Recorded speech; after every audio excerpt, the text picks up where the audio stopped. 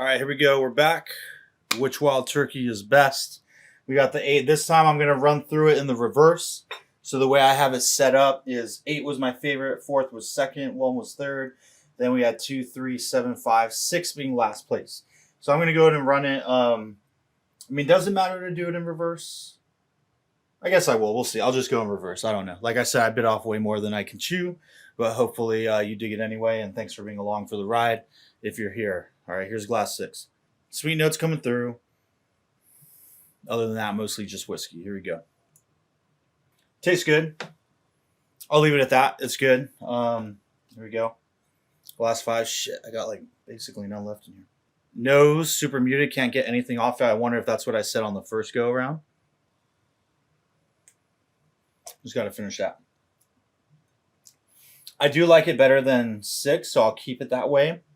It has a little more of like a punch to it, like a sweetness punch, not like in proof or alcohol or anything, or like bite, but a little more of like a sharp sweetness flavor that came through that Wild Turkey sweetness I was talking about. Which again, I can't identify, so I'm just going to call it Wild Turkey sweetness. I do watch some YouTubers that say that Wild Turkey has a funky note. Like I've heard that among quite a few people, and I never know what they're talking about. They always say, "Oh, that Wild Turkey funk." Yeah, I don't know. I wonder if that's what I'm catching, but I definitely don't think of it as like a funky thing. I just think of it as like a good flavor that seems to be unique to their products. Anyway, here's glass 7. Okay, that's tough. Way more mouthfeel, way more well-rounded, like coats the mouth, a little more rich. The finish is longer. Man, I do like that sweet kick that came out of glass 5 a little bit more, but then I do think 7 has a little more to offer still in terms of like the mouthfeel and like the layers of like richness and dark flavors with a little bit of that sweetness. Yeah, I'll keep 7 up there.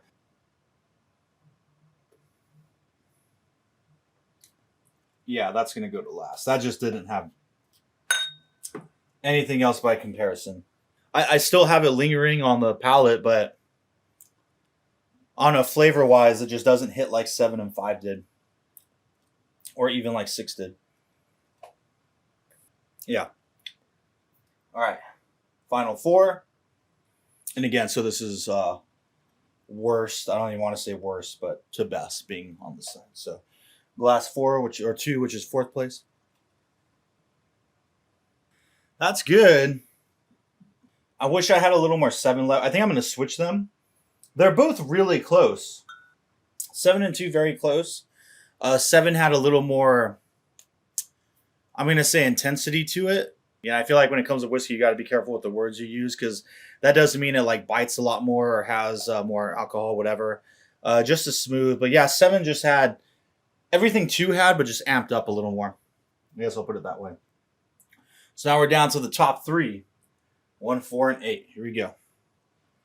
I'll do this again someday. I was going to wait to do this around Thanksgiving time because of Wild Turkey, but I figured since it's Wild Turkey summer, I just wanted to do it. And plus, we still have a lot of Wild Turkey rye whiskeys, so I figure I'll save that for the Thanksgiving time, since rye is definitely more of a fall, winter drink, at least for me.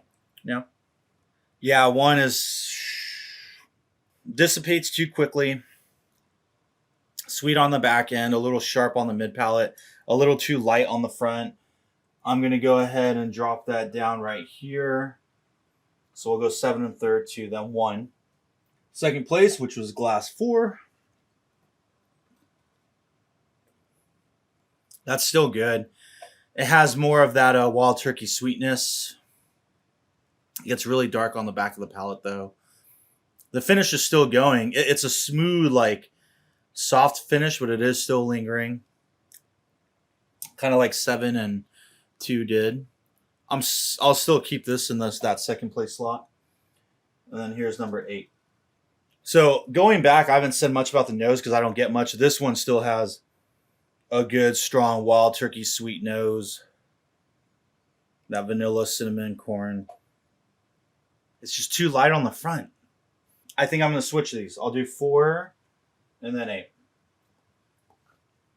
Very similar. I think 8 was just, for me, a little too like light, and then it opens up to the flavors. I think 4 just comes onto the front of the palate with like the rush of flavors, like the vanilla, the wild turkey sweet, and then that kind of darker, maybe barrel char, pepper, dark wood note, whatever that is.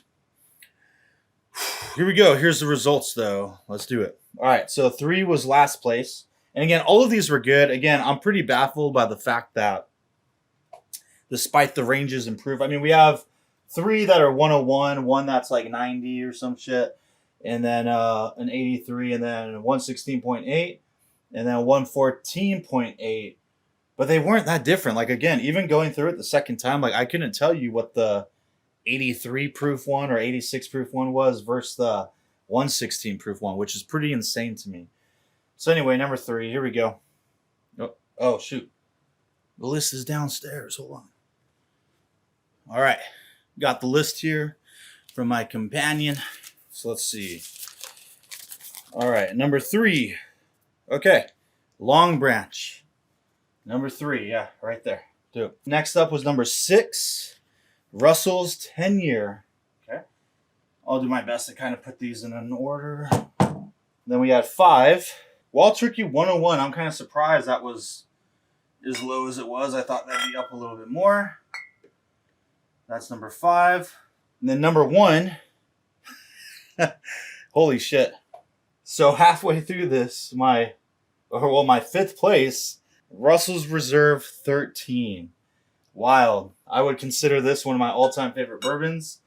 And right now, that's 5th place. Again, airtime is a factor. We've got a couple bottles that are brand new. So you never know. That does have an impact, though. So last place, Longbranch so far.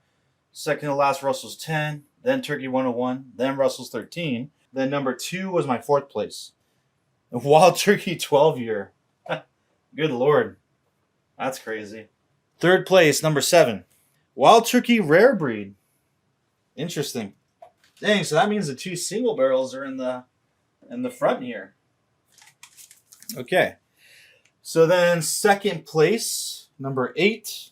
Wild Turkey single barrel. Okay, yeah. So Kentucky Spirit is 2nd place then.